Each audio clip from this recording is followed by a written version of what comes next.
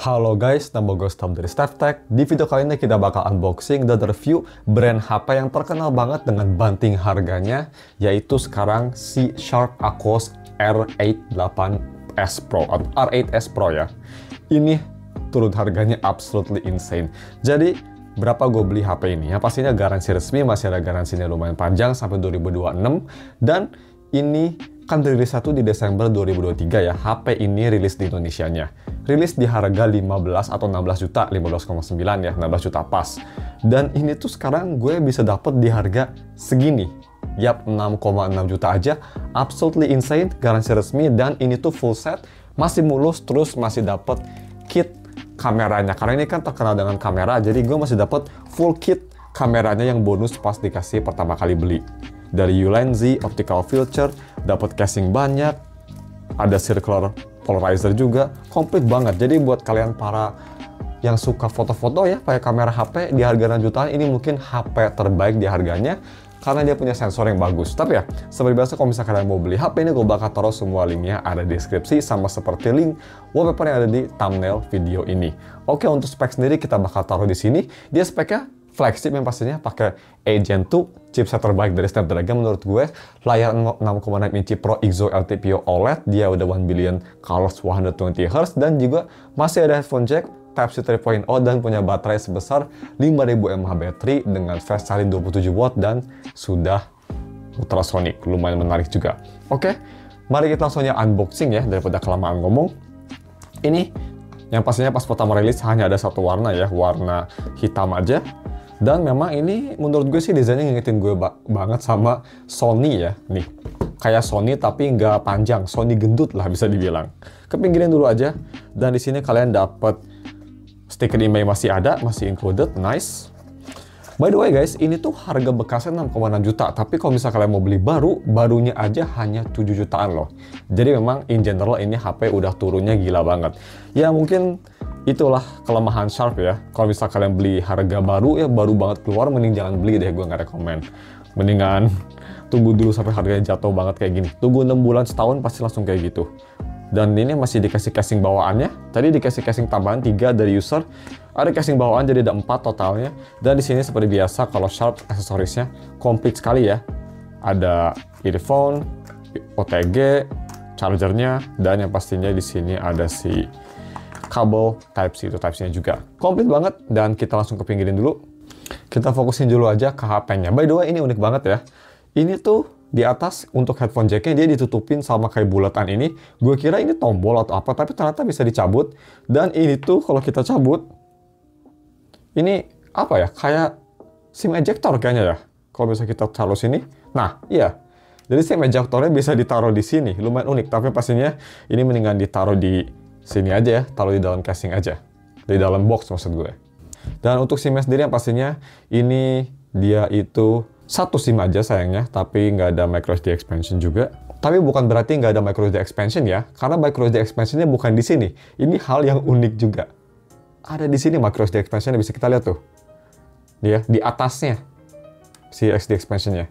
Ini HP lumayan unik desainnya. HP Jepang memang desainnya tuh kayak pasti beda dari yang lain ya, kayak nggak mau sama gitu. So ya, kita masukin aja lagi SIM gue. Lumayan unik SIM ejectornya, dan overall sih untuk build sendiri ini memang buildnya kerasa modern banget ya, kerasa premium.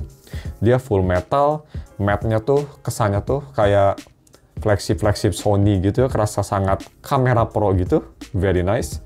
Volume button semua ini nih bagus, nggak ada masalah. Gue juga penasaran gimana speakernya, karena Sharp biasanya speakernya agak kurang bagus ya, sama dengan haptic. Di sini ada speaker USB Type-C seperti itu, layar 6,6 inci, sudah dikasih pre-apply screen protector juga. Dan seperti biasa untuk software update sendiri, kalau gue lihat di GSM Arena ya, software support R8S Pro tuh bisa disupport sampai 3 tahun. Jadi ya cukup oke lah, nggak sebagus HP flagship zaman sekarang ya, setengah lebih dibanding Samsung yang 7 tahun, tapi udah cukup oke lah. Kalau di Jepang HP ini rilisnya tuh di Android 13 ya, jadi kalau di support kayaknya cuma sampai Android 16.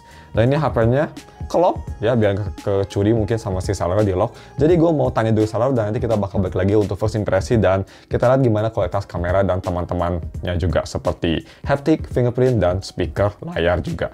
I'll be back. Oke guys, udah gue setup HP-nya, dan yang pertama gue realize dari HP ini, fingerprint-nya menurut gue sih terbaik. Ini even dibanding sama flagship kayak S24 Ultra, S25 Ultra, ini terbaik. Kenapa? Pertama, dia ini pakai ultrasonic. Udah bagus ya, tapi nggak cuma itu, dia lumayan besar si surface-nya sendiri, surface fingerprint-nya. Bisa kita lihat di sini, ada kotak ya. Jadi fingerprint-nya tuh dia nggak cuma logo fingerprint doang, tapi ada kotaknya, dan kalian mau di manapun, asalkan masih di dalam kotak, itu bisa nge-scan. Jadi kalau misalnya kita scan di fingerprint-nya langsung, bisa. Kalau kita scan-nya agak ke kanan, masih bisa juga. Bisa kita lihat agak ke kiri, masih bisa juga. Dan kalian bisa lihat ya, kecepatannya sih absolutely amazing. Cepet banget, dan ini menurut gue sih selama gue review HP, fingerprint paling kenceng yang pernah gue review. Tapi nggak cuma itu juga. Jadi kalau misalnya kita mau apply fingerprint, ini apply fingerprintnya juga menurut gue sih cepet banget ya. Mungkin gara-gara dia ultrasonicnya tadi luas banget si surface-nya. Jadi kalau misalnya kita coba register fingerprint, nah, kalau misalnya kita mau register fingerprint, kita coba hapus satu. Misalnya ini ada 4 fingerprint, kita coba hapus satu yang terakhir, delete fingerprint, dan kita coba add fingerprint. Ini tinggal gini aja, selesai. Yap, secepat itu. Jadi nggak cuma nge-scan-nya cepet, tapi nge-register fingerprint juga ini kenceng banget, yang sangat bagus. Terus bagaimana untuk layar? Layar sendiri sih gue cukup suka warnanya, gue udah taruh di dynamic, vibrant, enak buat nonton konten, dan juga bisa kita lihat ya, di lampu studio gue yang lumayan terang, ini HP masih terang banget. Cuma memang layarnya sendiri bisa kita lihat, ini kelihatan banget, walaupun HP flagship, tapi dia bezelnya yang bawah cukup tebal, nggak simetris. Ya khas HP Jepang ya, HP Jepang biasanya agak ketinggalan zaman untuk masalah modern-modern layar. Terus juga yang gue rasa karena ini satu generasi sama Aqua Sense 8, kalau misal di yang agak gelap ya, kayak misalnya kita coba buka Wuthering Wave nih, mungkin bisa kelihatan. Ini gue lagi download buat nanti tes gaming by the way. Gak tau kelihatan atau enggak di kamera, tapi kalau misalnya di low brightness, di daerah ujung semua border itu kayak ada sedikit light bleed. Nggak terlalu kelihatan. Kalau misalnya di yang warna terang itu nggak kelihatan sama sekali. Cuma di warna yang agak gelap kayak misal abu itu mulai kelihatan, tapi itu hanya di low brightness kok. Ya ini kayaknya masalah dari si Sharp aja ya, karena kan Sense 8 juga punya masalah tersebut. Bukan defect, tapi memang seperti itu pas zamannya rilis. Terus untuk haptic bagaimana? Sayangnya seperti HP Sharp lainnya, walaupun ini HP Sharp flagship, hapticnya nggak bagus. Ini pertama haptiknya nggak kayak haptik flagship ya, suaranya nggak bek-bek, suaranya kayak bes-bes kayak haptik murahan, dan ini juga nggak powerful banget, jadi sih haptiknya gue bisa bilang ini jelek untuk harganya. Speaker juga ini sebenarnya nggak jelek-jelek banget, tapi gue bisa bilang untuk harga 6 jutaan sih ini di bawah rata-rata. Jadi kalau misalnya kita mau coba dengerin Charlie ngomong lah ya.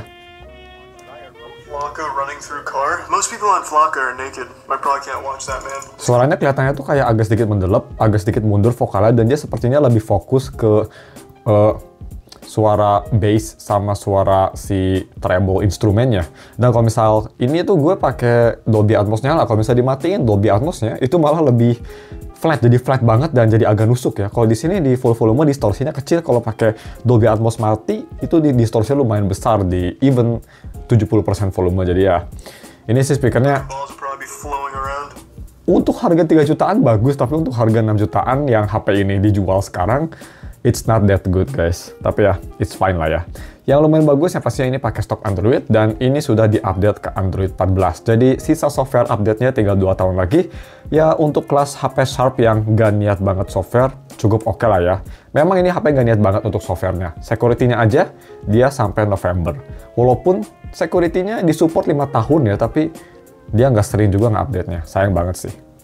Tapi ya it's fine, dan bisa kita lihat, ini pakai stok Android, jadi gue suka.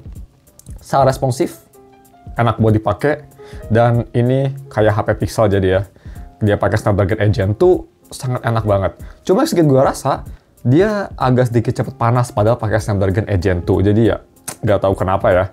Kalau misalnya gue lagi setup tadi, lagi downloading aplikasi, update aplikasi, login gitu ya, multitasking, coba kamera, itu HP kerasa cukup panas. Jadi gue lumayan penasaran gimana minggu depan nanti untuk gaming testnya di channel ketiga gue. Stay tune aja. Dan karena ini pakai Android 14, gue harusnya masih bisa pakai Tacostats buat ngeliatin temperatur dan kawan-kawannya.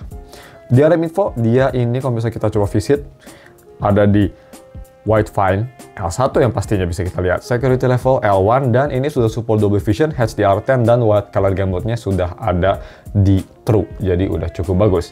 Oh ya, tadi gue hampir lupa bilang untuk fingerprint juga yang gue suka kalian bisa setup fingerprintnya tuh pakai 2 fingerprint karena dia kan surface-nya lumayan besar jadi kalian bisa kayak gini juga buat extra security kalau ingin lebih aman. Tapi ya ini fingerprintnya enak banget sih.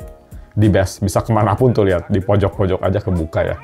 It's pretty cool. So last but not least, untuk video unboxing dan first impression ini, bagaimana untuk kamera quality-nya? Kamera quality kita langsung tes, dia cuma ada satu kamera, sebenarnya kamera kedua hanya untuk depth sensor. Kita langsung aja gimana tes kualitas fotonya ya.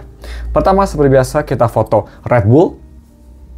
Seperti ini, 1, 2, 3. Dan kita bisa zoom juga, zoom 2 kali aja ya, biar nggak terlalu hancur gambarnya.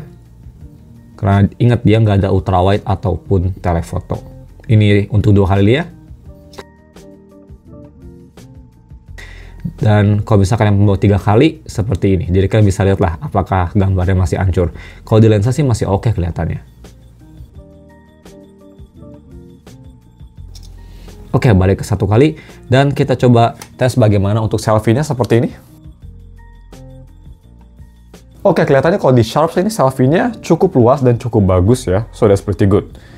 Gambarnya juga gue rasa untuk one in sensor kerasa dia bisa ngambil banyak data di gambarnya. Untuk video recording, gue lupa kalau untuk kamera depan tuh dia bisa nge-record di resolusi Full HD aja ternyata untuk kamera depan. Dan hanya di 30 fps sayangnya.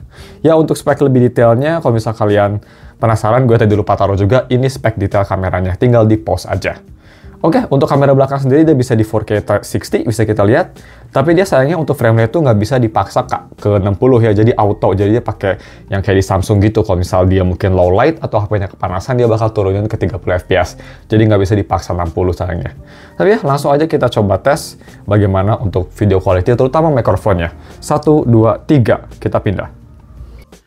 Oke guys, jadi ini dia video recording pakai resolusi 4K 60 fps di Sharp Aquos R8S Pro.